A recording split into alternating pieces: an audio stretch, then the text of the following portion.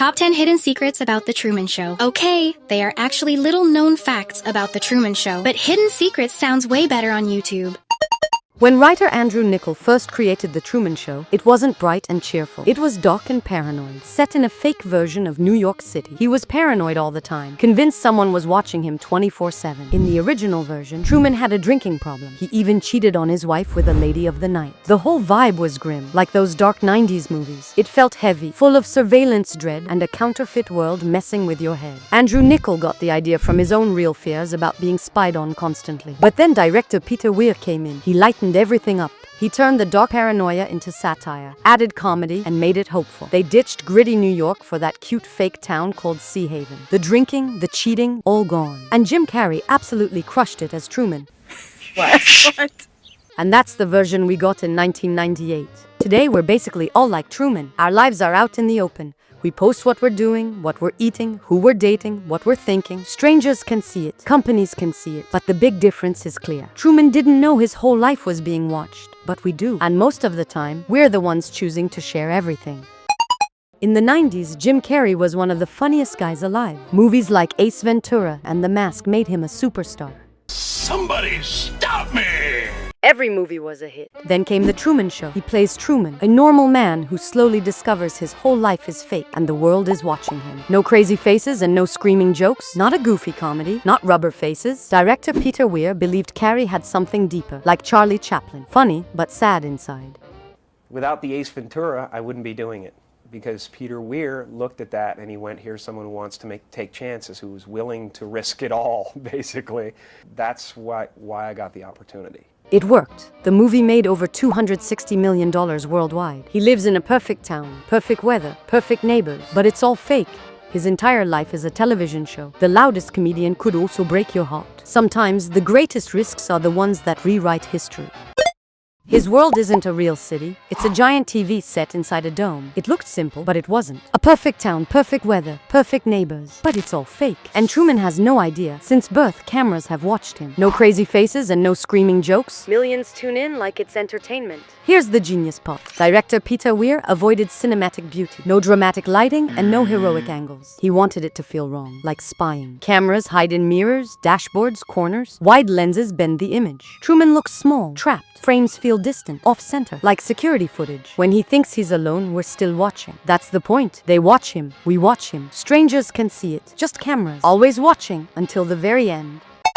In the 90s, one man ruled comedy, Jim Carrey, and he was getting paid about $20 million per film. That's superstar money. Studios knew he could make people laugh, but in '98, he surprised everyone. He chose to star in The Truman Show. Not a goofy comedy, not rubber faces, not screaming jokes. This was different. It was about a normal man named Truman. He lives in a perfect town, but it's all fake. His entire life is a television show, and he doesn't know. The role was emotional, quiet, and serious, and Jim Carrey wanted it. Here's the shocking part. Instead of taking his usual $20 million, he accepted around $12 million. That's about $8 million less than he normally made. Why would a superstar give up that much money? Because he believed in the story.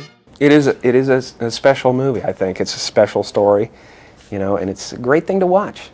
Because he wanted to prove he was more than just a funny guy. It was a risk, but the risk worked. The movie made a lot of money. Critics praised his performance. He won a Golden Globe Award. And suddenly, people saw him differently. Not just as a clown, but as a real actor. Sometimes less money means more respect. Like and subscribe, or I'll murder you in your sleep.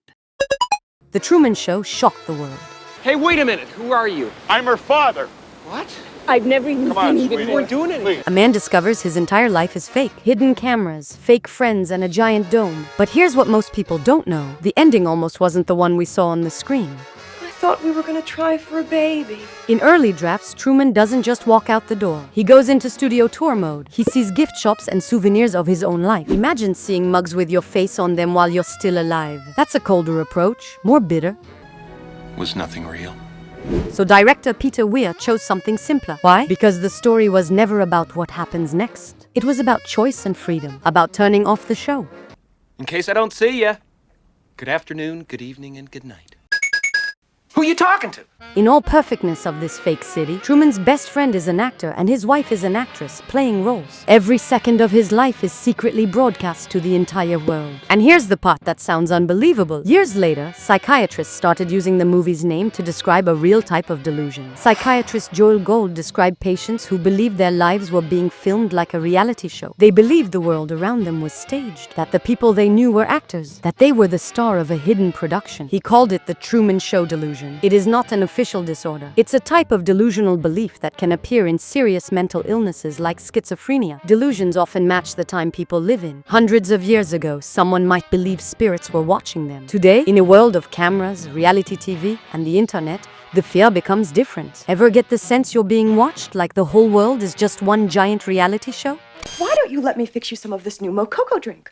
All natural cocoa beans from the upper slopes of Mountain Nicaragua, no artificial sweeteners. What the hell are you talking about? There's a lot of dancers who could have been up here tonight, but they didn't make it. What if the Truman Show had a completely different Truman? Before Jim Carrey became Truman, another name was reportedly discussed. Robin Williams. The studio needed someone who could be funny but also fragile. Robin Williams was one of the actors reportedly considered during development. At the time, he was known for mixing comedy and deep emotion in films like Dead Poets Society and Good Will Hunting. He could make you laugh and then make you cry 5 minutes later. But Peter Weir saw something unexpected in Jim Carrey. He reminded him of Charlie Chaplin because he was expressive but also innocent and vulnerable. And Truman had to feel real. He had to feel like someone who would never hurt anyone. Someone pure you want to protect. So Jim Carrey became Truman. The movie was a success. And Carrey won a Golden Globe for his performance. And the movie became one of the most talked about films about reality, control, and freedom. Would be nice to see Robin Williams as Truman though. Jim, you know this. It's weird.